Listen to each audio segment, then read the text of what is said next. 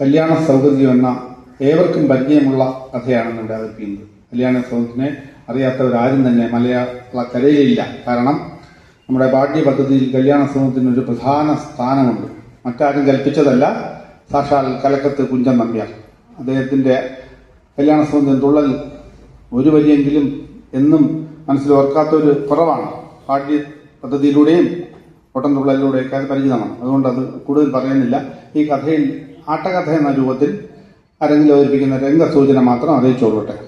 കോട്ടയത്ത് തമ്പുരാന്റെ പ്രമുഖമായ 4 ആട്ടക്കഥകളിൽ ഏറ്റവും അരങ്ങ് ശോഭയുള്ളതെന്ന് വെച്ചാൽ ഏറ്റവും കൂടുതൽ സാധ്യതയുള്ള കഥാപാത്രങ്ങൾ കുറഞ്ഞ ഒരു 3 പേരുള്ള ഒരു ഭാഗമാണെന്ന് അവതരിപ്പിക്കുന്നത്. അതുകൊണ്ട് തന്നെ സാമ്പത്തിക ഗതിയൊക്കെ നടത്തുന്ന ക്ലബ്ബുകൾക്കും കൊച്ചു കഥകളിക്കാർക്കും ഒക്കെ ആശ്രയിക്കാവുന്ന ഒരു കഥ എന്ന നിലയിൽ ഏറ്റവും കൂടുതൽ സാധ്യത അവതരണത്തിനുള്ള കഥയാണ് കല്യാണ സൗഗന്ധികം.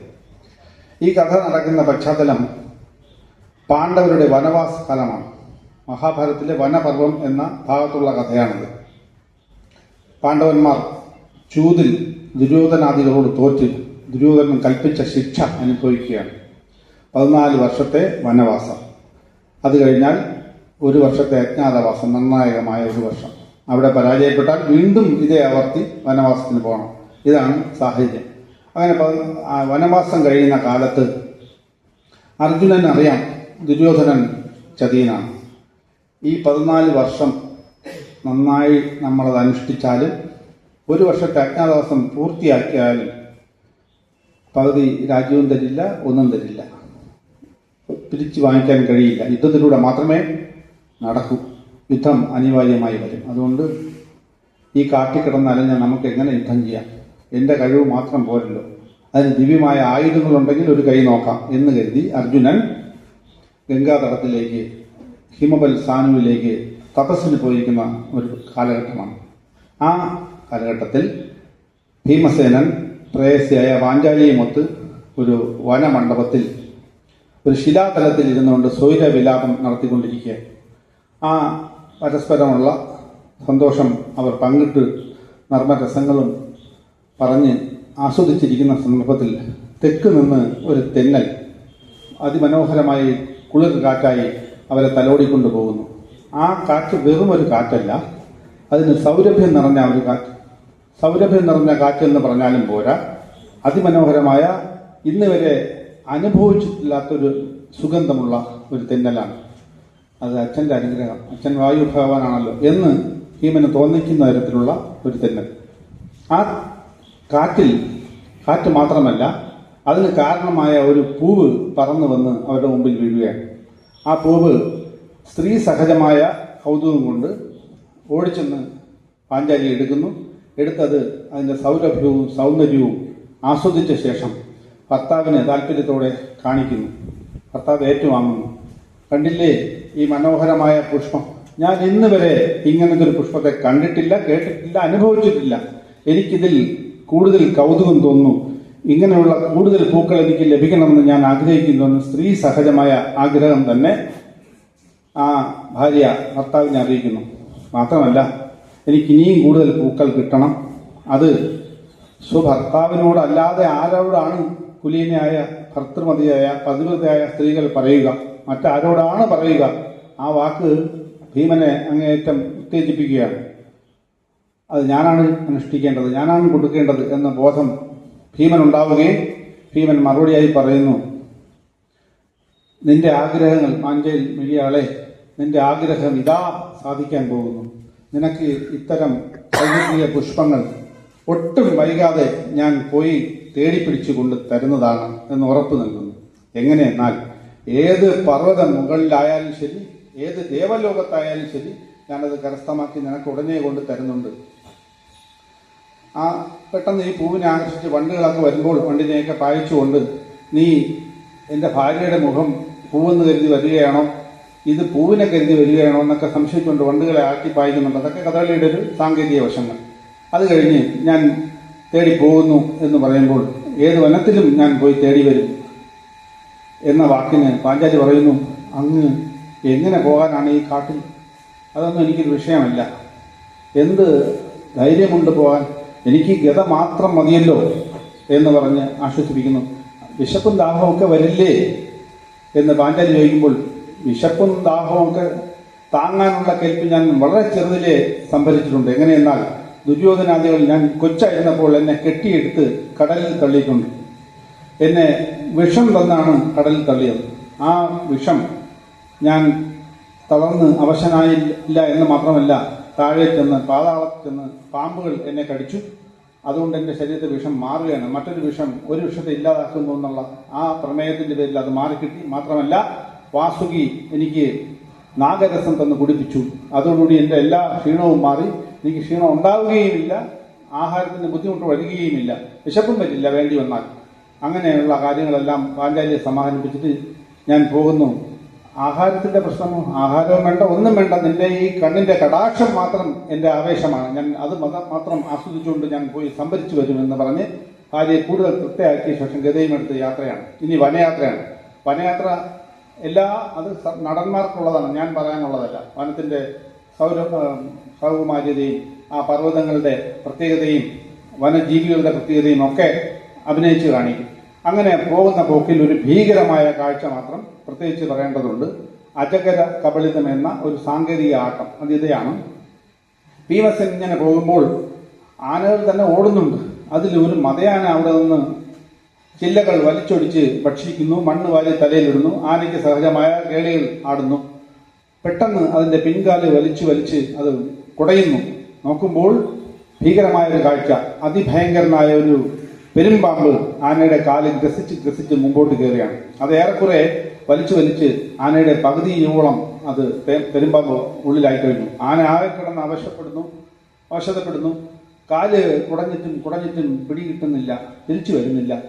ഇത് തക്കം നോക്കിയിരുന്ന ഒരു സിംഹം ചാടി ആനയുടെ മസ്തകത്തിൽ കയറുകയും ബലിഷ്ഠമായ കൈകൊണ്ട് ആ മസ്തകം അടിച്ചു പൊളിച്ച് ആ തലച്ചോറും ആ രക്തവും ഭക്ഷിച്ച ശേഷം സന്തോഷത്തോടെ ഓടിയങ്ങ് പോവുകയാണ്. ഈ വേദന അനുഭവിക്കുന്ന ആനയെ ഗ്രസിച്ച് കരിമ്പാമ്പ് പൂർണ്ണമായും ഉള്ളിലാക്കി രണ്ട് മരങ്ങൾക്കിടയിൽ കൂടി കടന്നുപോയി. അത് പൂർണ്ണമായും വയറ്റിനുള്ളിലാക്കി പാമ്പ് കടന്നുപോയി. ഭീകരമായ കാഴ്ച, ഭീമന് വിശ്വസിക്കാൻ കഴിയാത്ത കാഴ്ച. അങ്ങനെ ഭീമൻ കടന്ന് വീണ്ടും എല്ലാം തല്ലി തകർത്ത് കാടും മേടും തകർത്തുകൊണ്ട് ഇങ്ങനെ പോവുകയാണ്. ഇനി നാം കാണുന്നത് കദളി വനത്തിന്റെ അടുത്ത്, ഗന്ധമാദന പർവ്വതത്തിനടുത്ത് സാക്ഷാൽ ഹനുമാൻ തപസ്സിലിരിക്കുകയാണ്. ശ്രീരാമനെ മാത്രം മനസ്സിൽ ധ്യാനിച്ചുകൊണ്ട് പൂർണ്ണമായ തപസ്സാണ്. ആ ഹനുമാൻ ഈ തപസ്സിലിരിക്കുമ്പോൾ പെട്ടെന്ന് എന്തോ ശബ്ദം കേൾക്കുന്നു. വീണ്ടും ഏകാഗ്രത കിട്ടുന്ന വേണ്ടി 3 നാഡികളും വീണ്ടും ബന്ധിപ്പിച്ച് ഏകാഗ്രതയിലോട്ട് പോവുകയാണ്. എന്നിട്ടും അതിനെല്ലാം അതിലംഘിക്കുന്ന ഒരു ശബ്ദത്തോടുകൂടിയുള്ള ആരുടെയോ വരവാണ്. എല്ലാ കാടും മേടും തച്ചു തകർത്ത് വലിയ ശബ്ദത്തോട്, ഘോരമായ ശബ്ദത്തോടെ ആരോ കടന്നു വരുന്നു. നോക്കുമ്പോൾ പറവകൾ പറന്ന് മാറുന്നു. ആനക്കൂട്ടങ്ങൾ പേടിച്ചോടി മറയുന്നു. സിംഹങ്ങളും മറ്റു വ്യാഘ്രങ്ങളും ഇത് ഭയന്ന് ഓടി ഗുഹയ്ക്കുള്ളിലേക്ക് മറയുന്നു. ഇതെന്തൊരു കാഴ്ച, എന്ത് കാര്യം എന്ന് ഹനുമാൻ ആലോചിക്കുന്നു. പർവ്വതങ്ങൾ തമ്മിൽ കൂട്ടിമുട്ടുകയാണോ? ഇല്ല, അത് സംഭവിക്കില്ല. ദേവേന്ദ്രൻ അതിന്റെ ചിറകുകൾ പണ്ടേ കണ്ടിച്ചു കളഞ്ഞിട്ടുണ്ട്. സമുദ്രങ്ങൾ അതിലംഘിച്ചു വരികയാണോ? ഉണ്ടാവില്ല. അത് ബിടവാഗ്നി അവിടെ സൂക്ഷിച്ചിട്ടുള്ളതുകൊണ്ട് സമുദ്രം അതിലംഘിച്ച് വരികയുമില്ല. പിന്നെന്ത് കാര്യം? അങ്ങനെ നോക്കുമ്പോൾ ദൂരെ നിന്നൊരു നരാകൃതി പൂണ്ട, വീരരസം നരാകൃതി പൂണ്ട ഒരുവന്റെ വരവാണ്. ഗതയും എടുത്ത് സർവം തല്ലി തകർത്ത് അവന്റെ കാൽവയ്പ്പുകൾ പോലും ഭൂമി കുലുക്കുന്ന കണക്കാണ്. അങ്ങനെ ഒരുത്തന്റെ വരവാണ്. ഇവനാര് എന്ന് ശ്രദ്ധിച്ചു നോക്കുന്നു. വളരെ സൂക്ഷ്മമായി നോക്കുമ്പോൾ അടുത്തടുത്ത് വരുന്നു. പൊടിപടലങ്ങൾക്കിടയിൽ കാണുന്നു. ഇവൻ എന്റെ അനുജനല്ലേ, ഭീമനല്ലേ എന്ന് അഭിമാനത്തോടെയും ഒന്ന് ഉത്കണ്ഠയോടെയും നോക്കുന്നു. ഇവനെ ഇങ്ങനെ വിട്ടാൽ പറ്റില്ല. ഇവനെ തടയണം. തടഞ്ഞ് ഇവന്റെ ഈ ഹുങ്ക് ഒന്ന് അമർച്ച ചെയ്യണം. മാത്രമല്ല അതിനുശേഷം എന്റെ തത്വം അവനെ അറിയിക്കുകയും വേണം എന്ന് ബോധപൂർവം ചിന്തിച്ചുകൊണ്ട് ഹനുമാൻ ആ രൂപം മാറ്റി തീർത്തും അവശനായ, രോഗിയായ, അങ്ങേയറ്റം പുണ്ണുപിടിച്ച, കണ്ണുകൾ പീള നിറഞ്ഞ, വളരെ കൂടകൾ പൊഴിഞ്ഞ, വാലെല്ലാം കരിഞ്ഞ ഒരു നിസ്സാരനായ ചെറു വാനരനായി രൂപാന്തരപ്പെട്ട ശേഷം ഇവന് മാർഗതടസ്സം സൃഷ്ടിക്കാമെന്ന് കരുതി കുറുകെ വഴിയിൽ കിടക്കുന്നു. അപ്പോഴേക്കും ഭീമൻ അടുത്തെത്തി കഴിഞ്ഞപ്പോൾ അവലക്ഷണം എൻ്റെ മുമ്പിൽ വഴി തടയാൻ നീ ആര്? കുഞ്ചൻനല്ലയുടെ പഴയ വാക്ക്. നോക്കടാ, നമ്മുടെ മാർഗേ കിടക്കുന്ന മർക്കട, നീ അങ്ങ് മാറിക്കിടാ ഷഠ എന്ന് പറയുന്നതിൻ്റെ കഥകളി പദം മറ്റൊന്നാണ്. എൻ്റെ വഴിയിൽ നിന്ന് പോക വൈകാതെ വാനരാധമ എന്നാണ് കഥകളിയിലെ പദം. മാറുക എന്ന് പറയുന്നു. വീണ്ടും വീണ്ടും നീ അറിയില്ലേ എന്നെ, വഴി മാറട എന്ന് വീണ്ടും ആക്രോശിക്കുമ്പോൾ ഗതികേട് കൊണ്ട് ഈ കുരങ്ങൻ കൈ കൂപ്പുന്നു. എനിക്ക് അനങ്ങാൻ കഴിയില്ല, ശരീരം അനക്കാൻ കഴിയില്ല, ഞാൻ എത്രയോ കാലമായി ഇവിടെ കിടക്കുന്നു, ആരും ഈ വഴി വന്നിട്ടില്ല, എന്നെ കണ്ടതുമില്ല, അങ്ങാണ് കാണുന്നത്, ഒന്ന് വഴി മാറിപ്പോയിക്കൊള്ളൂ. വഴി മാറിപ്പോകാനോ? ഞാൻ ആരടാ? ഞാൻ യുധിഷ്ഠിരന്റെ അനുജനാണ്, ഞാൻ വായു ഭഗവാന്റെ പുത്രനാണ്, പാണ്ഡവനാണ്, എനിക്ക് നിന്നെ വഴി മാറി നടക്കേണ്ട കാര്യമില്ല, നീ മാറൂ എന്ന് ആക്രോശിക്കുമ്പോൾ ഗതിയില്ലാത്തതുകൊണ്ടാണ്. എങ്കിൽ എന്നെ കടന്നു വയ്ക്കുള്ളൂ ഭഗവാൻ. കടന്നു പോകാനോ? എനിക്ക് കടന്നു പോകാൻ കഴിയില്ലല്ലോ. നിന്നെ കടന്നു പോകണമെങ്കിൽ ഞാൻ നിന്ദ ചെയ്തതായി വരും. കാരണം നിന്റെ കുലത്തിലുള്ള ഒരു ജ്യേഷ്ഠൻ എനിക്കുണ്ട്, അയാളുടെ പേര് ഹനുമാൻ എന്നാണ്. ഹനുമാനോ? അങ്ങനെ ഒരാളോ നിങ്ങൾക്ക് ജ്യേഷ്ഠനുണ്ടോ എന്ന് കുരങ്ങൻ ചോദിക്കുമ്പോൾ ഉണ്ട്, എനിക്ക് ഹനുമാൻ എന്നൊരു ജ്യേഷ്ഠനുണ്ട്, അതുകൊണ്ട് ആ നിന്ദ ഞാൻ ചെയ്യില്ല, കടന്നു പോകില്ല. ഹനുമാൻ ആരാണ്? ഹനുമാനോ? രാവണന്റെ ലങ്ക കരിച്ച ഹനുമാനെ നീ അറിയില്ലേ? ലോകത്തുള്ളവർക്കെല്ലാം അറിയാമല്ലോ എന്ന് ചോദിക്കുന്നു. ഒടുവിൽ അങ്ങനെ വാല് മാറ്റി കടന്നു വയ്ക്കുള്ളൂ എന്ന് പറയുമ്പോൾ ഇനി അതേ രക്ഷയുള്ളൂ എന്ന് കരുതുന്ന ഭീമൻ ഗത കൊണ്ട് ആ വാലൊന്ന് നീക്കിപ്പോകാൻ ശ്രമിക്കുമ്പോൾ പരാജിതനാകുന്നു. വാല് ഗതയെ അമർത്തിക്കഴിഞ്ഞു, വലിച്ചിട്ട് ഊരുന്നില്ല ഗത. ഒടുവിൽ അമിതമായ ബലം പ്രയോഗിച്ച് വലിച്ചപ്പോൾ ഭീമൻ തന്നെ നിലംപൊത്തുന്നു. അങ്ങനെ ഇത് സാധാരണക്കാരനല്ല, അങ്ങ് ആരാണ്? എന്ത് ദിവ്യനാണ്? ആരാണങ്ങ് എന്ന് ഭീമൻ വളരെ വിനയത്തോടെ പരാജയബോധത്തോടെ ചോദിക്കുന്നു. ഒടുവിൽ ഹനുമാൻ പറയുന്നു, ഞാൻ ഭുവന കണ്ടകനായ സാക്ഷാൽ ഹനുമാനാണ്. ലങ്കയെ സമുദ്രം ലംഘിച്ചു പോയി കടന്ന ഹനുമാനാണ് ഞാനെന്ന് പറയുമ്പോൾ വണങ്ങി കേണ് ഭീമൻ അടിയറവ് പറയുന്നു. അങ്ങനെ അനുജനോട് വാത്സല്യം തോന്നുന്ന ഹനുമാൻ നീ എൻ്റെ അനുജനാണെന്നുള്ള ബോധത്തോടുകൂടി പെരുമാറുമ്പോൾ എനിക്ക് അങ്ങ് സമുദ്രം ലംഘിച്ച ആ രൂപം ഒന്ന് കാണാൻ കൊതിയാകുന്നു, ഒന്ന് കാണിച്ചു തരൂ എന്ന് ഭീമൻ അഭ്യർത്ഥിക്കുന്നു. ഇല്ല, ഞാൻ കാണിക്കില്ല, കാണിച്ചാൽ നിനക്ക് താങ്ങുകയില്ല, അതുകൊണ്ടാണ് എനിക്കൊന്ന് കാണിച്ചെന്ന്. എങ്കിൽ ഞാൻ ലഘുവായി കാണിക്കാമെന്ന് പറഞ്ഞപ്പോൾ ലഘുവായിട്ട് പോരാ, പൂർണ്ണ രൂപത്തിൽ കാണണമെന്ന് ഭീമൻ ആവശ്യപ്പെടുന്നു. അങ്ങനെ അതിൻ്റെ പേരിൽ ഹനുമാൻ രൂപം കാണിക്കുന്നു. ഭീമൻ മോഹാലസ്യപ്പെട്ട് വീഴുന്നു. ആ മോഹാലസ്യം ഒന്ന് ശാന്തതപ്പെടുത്തി ഹനുമാൻ വീണ്ടും അനുഗ്രഹിക്കുന്നു. ഞാൻ നിന്നോട് പറഞ്ഞില്ലേ ഇങ്ങനെയാണ് സംഭവം. ഒടുവിൽ അനുഗ്രഹിച്ചിട്ട് നീ വന്ന കാര്യം അറിയാം, നിന്റെ വഴിയാത്രയുടെ സ്വഭാവവും എനിക്കറിയാം, നീ കടന്ന് പൊയ്ക്കുള്ളൂ, നിനക്ക് പോകേണ്ട സ്ഥലത്ത് പോകാം എന്ന് പറയുമ്പോൾ എനിക്ക് അങ്ങയോട് ഒരു അഭ്യർത്ഥനയുണ്ട്. എന്താണ് അഭ്യർത്ഥന? ദുര്യോധനാദികളോട് ചെയ്യുന്ന യുദ്ധത്തിൽ അങ്ങ് സാന്നിധ്യം കൊണ്ട് വന്ന് യുദ്ധം ജയിപ്പിച്ചു തരണം എന്ന് ആവശ്യപ്പെടുന്നു. ഹനുമാൻ പറഞ്ഞു, ഞാനൊരു യുദ്ധത്തിലും പങ്കെടുക്കില്ല, പിന്നെ ഒരു കാര്യം ഞാൻ ചെയ്യാം, യുദ്ധസമയത്ത് നിന്റെ അനുജനില്ലേ അർജുനൻ, അവൻ്റെ കൊടിമരത്തിൽ ഞാൻ വന്നിരുന്നു എൻ്റെ ഘോരമായ ശബ്ദം കൊണ്ട് ശത്രുക്കളെ ഞാൻ പരാജയപ്പെടുത്തി തരാം, അതുകൊണ്ട് നീ സഹിക്കുക, അതുകൊണ്ട് തൃപ്തിപ്പെടുക എന്ന് പറഞ്ഞ് അനുഗ്രഹിക്കുന്നു.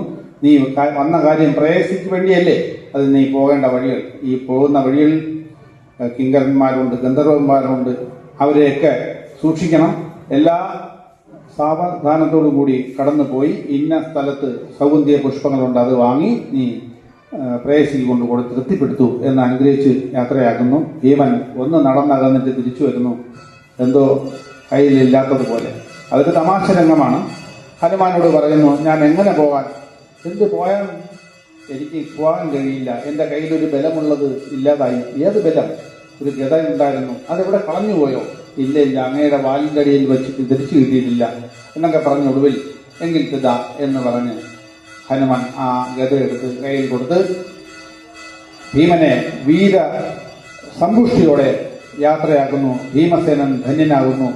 വീണ്ടും ഹനുമാൻ തൻ്റെ തപസ്സിലേക്ക് മടങ്ങുന്നു. ഇതാണ് കഥാഭാവം. അല്പം നീണ്ടുപോയെങ്കിൽ ക്ഷമിക്കുക.